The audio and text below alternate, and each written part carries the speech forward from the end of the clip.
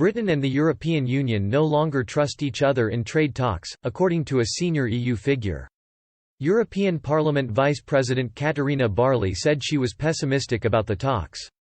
She complained about the slow progress being made around the negotiating table and also criticised the UK for its hardline stance. And she warned the next round of talks on the bloc's post-Brexit relationship with Britain was unlikely to spark much enthusiasm. Ms. Barley said, "There is now a lot of mistrust. The British, for example, are not adhering to this transitional agreement. The negotiations did not move forward. While the EU wanted a big deal, the British wanted a lot of small ones." She rejected the idea of an agreement which could give unilateral advantages to the UK. The German MEP said, "You cannot have access to the single market and at the same time undercut European standards when it comes to occupational safety, consumer protection, environmental protection, and thus gain an advantage.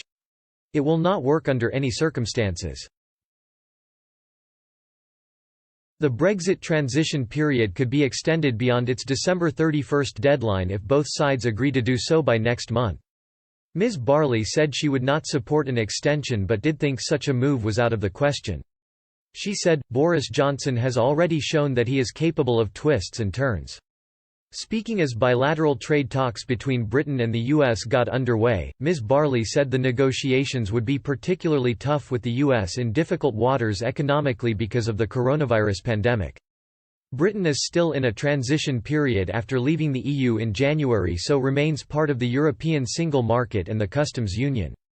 An economic accord should regulate future economic relations between the two sides, but talks were delayed because of the coronavirus crisis and have again become bogged down in disagreement on a number of issues. Failure to reach a deal could see the introductions of trade tariffs, customs duties and strict controls on goods and services in both directions. The government has rejected calls to extend the transition period beyond this year in the wake of the pandemic.